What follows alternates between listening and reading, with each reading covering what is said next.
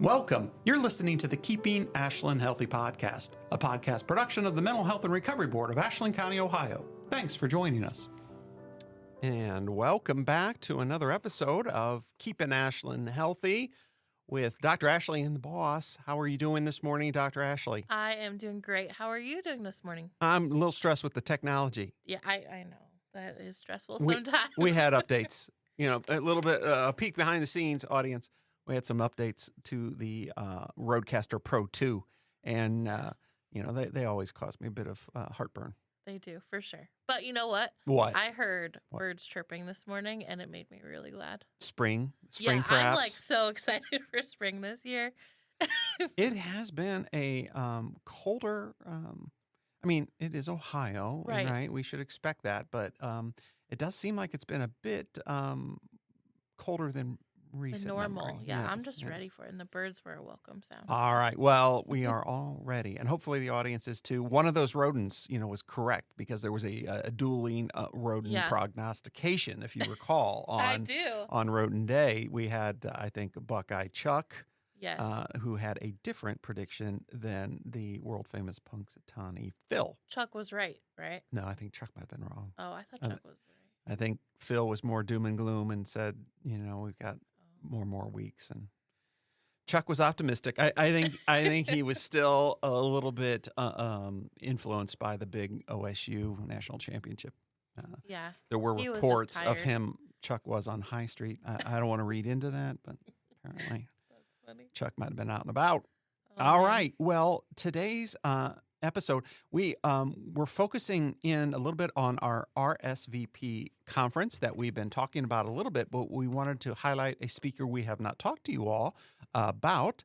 Just by way of reference, the RSVP conference is March 26th, and that will be coming up. It's at Ashland University at the Upper Convocation Center. If you get there about 8:50, it starts right about 9, it runs to 4. The registration, I think the easiest way, if you don't have a flyer, you've not seen something on social media, certainly we advertise it there, but if you just go to ashlandmhrb.org, and that'll be in the episode description. I've encouraged folks, Dr. Ashley, if they want to be in person, because we're doing a hybrid conference, meaning folks can attend in person or they can Zoom in. The in-person seats are going fast. So if they want to benefit by the lunch and all the vendors, Brooke will be there signing copies of her May Cause Side Effects book. So if folks want that experience, that's going quickly. So I would encourage folks to sign up today or when they hear this podcast. But we have unlimited spots, obviously, over Zoom. So $20 in person, $10 over Zoom. We think that's a very reasonable price, given all the talent that is coming your way for this year's conference. I think, a heck of a deal for the speakers that we have Dr. this Ashley. year. Yeah, I agree. Great. And so we wanted to talk about one of our afternoon speakers, Dr. Ron Bassman. Ron is he's a clinical psychologist, which is interesting. He was diagnosed, though, with schizophrenia in his 20s, hospitalized twice involuntarily, I might add, hospitalized involuntarily twice for more than a year. Dr. Bassman recovered and transformed those experiences and became a licensed psychologist. Along with his psychotherapy practice, he devotes himself to writing and speaking. Again, his experiences, his truth to power, with the aim of exposing and challenging the misconceptions of mental health professionals and the general public, and most importantly, inspire other folks that may have been struggling. I think a lot of people might know Ron through his book, which was entitled A Fight to Be, Experiences from Both Sides of the Locked Door. And again, Ron, we're going to Zoom Dr. Bassman in because now he lives in Boulder, Colorado. He doesn't do a whole lot of traveling, but what I'm so happy and excited. I want the audience to know, we call this, Dr. Ashley, the Pat Risfer RSVP conference. And the reason for that is it was named after Pat Risser, who was a board member in years past, but also, like Ron, and they knew each other, a survivor, a psychiatric survivor. And there was really, they lived through some of the more formidable times in this country, the 60s, 70s, and 80s, when it had to do with what we call sometimes the psychiatric survivor or consumer survivor movement, developing that and building that. So to have somebody like Ron who lived through those formative years of the 60s, 70s, and 80s when, again, folks forget that lobotomies were going on Yeah. up into the 80s. And Ron was subjected to insulin coma as a quote unquote treatment. Again, most people were like, what? The idea that we're going to add insulin to a degree, then the person goes into a coma state, then bring them out of it, and then do it again, and do it My again. goodness. Yeah, as a form of treatment. Again, I know that's 50, 60 years ago, but it doesn't seem that long ago to me, I guess. And Ron lived through that. So those two hospitalizations, he talks a lot about that in the book, and he may touch on that. So he comes from those experiences, and as I said in reading his bio, Ron has transformed. He's taken those experiences and not become bitter and angry and lashed out, but he's tried to arm himself with education and gone on to be, like I say, a clinical psychologist, and then to try to make the system better. To, Hmm. to take those experiences to change the system rather than just rail against it. Yeah, I've been listening to him talk about these Yeah. things. And I think his perspective is unique because he has both the practitioner part, the experience as a doctor, but then also his experience as a patient. And he talks about, both sides of that. I thought it was interesting you mentioned treatments. Uh huh. On his website, he puts treatments, the in quotes, Uh huh. like my treatments included electroshock, insulin comas, and massive doses of medication. Yeah.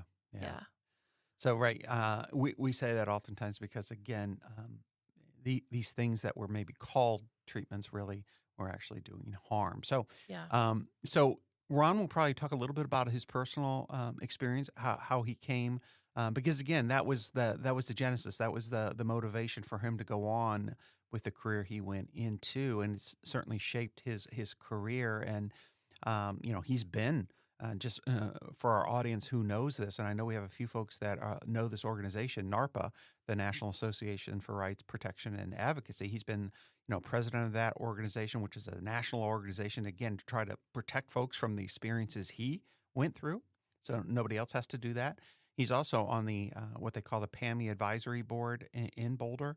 Our own Trish Risser is a PAMI Advisory Board member here locally for the Ohio chapter of the Rights Protection Advocacy Board. So um, the the issue of being treated in a negative, harmful way, it sticks with folks. Whether that was Pat, his widow Trish, who's still with us and involved with the planning of the conference, and hopefully folks can meet Trish if they attend in person. It really does shape them. And the thing that Ron focuses on, and I want to bring the audience attentions to, and he'll speak primarily about this when he comes here in a few weeks, is family members, because he believes that his parents were very loving, but they signed off, gave assent to the quote unquote, as you said, Dr. Ashley, treatments that he received, and that really confused him when he finally did get out. Was why did my family think this was good for me? Yeah. What were they told? Um, you know, and and then were they told the right kinds of information? Were they not told information? And because of that, he's focused a lot of his work on trying to help family members help other family members, and he uses his own family and what he's gleaned from them as a way to jumpstart that. Yeah, so one of the things that I've learned from you actually Okay. as my mentor and boss, something that you said early on to me that stuck with me is that if you have an issue, if you have a problem, don't come to me with a problem Yeah. without what? Yeah. Yeah. At least a couple solutions, Some please. solutions, some suggestions about how to improve that. Yeah. And I love that Ron, he had this experience, he saw a problem with that, but then he's done so much work in this space to try and offer alternative solutions Yes. to help those who are maybe in that situation. And I think this model is an example of that. Yeah. So let me read. So some of the things he's doing, he's trying to train families to help other families that have children that might be struggling with emotional distress. So families continue, in his view, they're often kept in the dark about what they can do to help somebody that might be a family member in distress. So he talks about what he's learned during the many years of working on himself as well as people that are struggling, is that we can do better. Some of the new approaches to family therapy he feels have been promising, but still fall short, because he believes there's a healing power within the families themselves that needs to be brought to bear.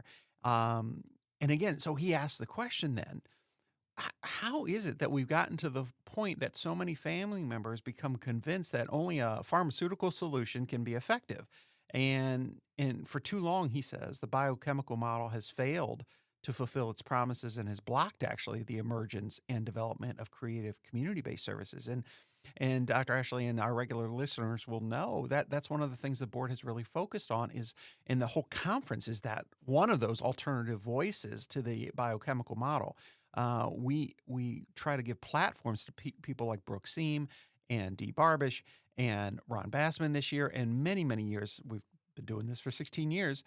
Dan Fisher was one of our very first speakers, and Dan Fisher, who is a medical doctor, but his story is very similar to Ron's because he again was hospitalized, and at a very young age, and it went on to be a medical doctor, and again be in charge of kind of the institution that hospitalized him, kind of a situation. So but again, for too many years, the biochemical model has just dominated. So oftentimes the recommended treatment protocols almost guarantee the admission of their loved one into the role of a chronic mental patient. So he talks about that because how that happens is the language, what families are taught. So Dr. Ashley, you have to do a bit of a thought experiment. So Yeah. if family members are told by groups that are often happening in various counties, or by the physician or the nurse. If the story, they're trying to help their loved one, son or daughter, and if that story is something to the effect of, well, your son or daughter, has schizophrenia, which is a lifelong illness, and we're not so sure, what level of functioning or if they'll ever be able to work, but this is something, this is long term, this is chronic, probably going to be on medications the rest of their life. If that's the initial story that family members hear from the helpers, Yeah. you can see how maybe that might set them up to not be optimistic or hopeful. Yeah, so what is the point in even looking for another alternative Right. solution to that, right? Yeah. They just think that's how it's going to be. Yeah. So Yeah. he talks about this families then they're basically advised to downgrade their expectations for their loved one to accept that they are dealing with a very serious mental disease that's going to require psychiatric drugs, recurring hospital confinements, and they're not given the research that patients that are on psychiatric medications tend to die 25 years sooner than general populations. Yeah. They're not given the alternatives that this could be a transient and short term. That it's not unusual for somebody that's under extreme amounts of stress from a variety of different things to maybe go through a period where they're particularly distressed and emotional. Mhm. Um, they're not going to be told other stories, and in short, then because they're not told some of these alternative stories from the get go, family members are often, again, uh, unbeknownst to them, contributing to maybe their loved one's chronicity and their lack of hope. And I think you read some things around Ron and how he talks about hope that you thought was impactful. Yeah. So one of the quotes that I wanted to share was about hope. Ron says, I believe that as long as a person is alive, some seed of hope, some possibility is there waiting to be fertilized. Hope fights fear, nurtures the courage, and inspires the vision and the work required to resist giving up and accepting that your goals are unattainable. Deep in the recesses of our being, there are safe sanctuaries, secure hiding places for never fully lost dreams, but sometimes they're hidden so well that we can no longer reach those parts of ourselves. The help we need may come from expected and unexpected sources. That's great. I really like that. We talk about hope Hmm. and recovery. So Ron says it is a myth that people don't recover, right, Yeah. from mental health stuff. Yeah. And we believe that here at the board too. Recovery is possible. Yes. And if you have that hope, you might try some different things, right, and Right. think about it differently. Right. So No, that's well said, Dr. Ashley. And our own Pat Risser, before he passed, he many times he said that he would tell folks, "I'm an ED recovery person. So, because there was a debate about that, the idea that I'm in recovery forever versus I'm recovered, Oh, yeah. ED. Hmm. So he I like that. identified as an ED person because he felt like he recovered, full stop, from some of his so-called diagnoses That's he awesome. received as a young man. So, It's really um, cool they knew each other yeah, too, and he's yeah. gonna be at the No, conference. I So, mean, I'm excited. I don't want to get him off topic. I might ask him in advance if he wants to tell any stories about Pat oh that he yeah. might have. So I'll ask him that informally. But I think, as folks come to the conference, what they're going to hear is, and Ron's work now primarily is on training up families. So he believes that a family approach to help family members helping other family members is a way to go. It's like a peer. So he provides some structured training for families that are interested in doing this, and then they make themselves available to their local community to talk, to lead people through some of the struggles. We've got professional-led groups that do this, but that's what's different. Ron feels like there's power in training up other family members that have gone through it, and they're the facilitators. Again, they don't charge. Yeah. It's open ended. It's a support group, if you will. Uh, and this is something we don't have yet that I'm aware of in Ohio, but that's partly why I wanted Ron to Hmm. talk to us about this, because I've been interested in a family approach that have been trained in a model that is not dominated by the medical model. We've got family programs that are in Ohio and other states, but they come from that medical model lens, Hmm. which I think does more harm than good. So I've been looking for an approach that takes more of the social determinants of health, psychosocial causes of distress, and teaches, encourages from that frame. And so I'm optimistic as he talks about that. We might be able to get some people trained up in Ohio and even in Ashland County going forward that we could refer our families to that might be looking for that support. Yeah, I think it's really exciting, Yeah, very and exciting. I'm excited to hear him talk. So, Well, folks, if you've not signed up yet, don't wait. Run. yes, Get signed. ASAP. Get signed up. If you want to be in person, you need to make that commitment today. Again, $20, ashlandmhrb.org. It's the RSVP conference, March 26th, starting around 8:50 for registration. Dr. Ashley and I will be there. If you want Dr. Ashley's autograph on anything, she's promised to sign anything you bring her.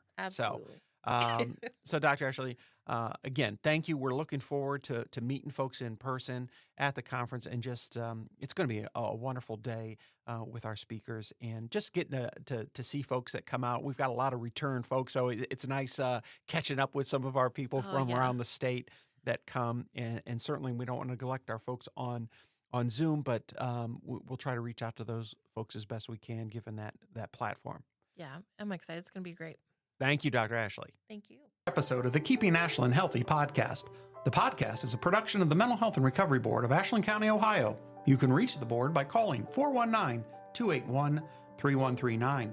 Please remember that the board funds a local 24/7 crisis line through Appleseed Community Mental Health Center. It can be reached by calling 419-289-6111. That's 419-289-6111.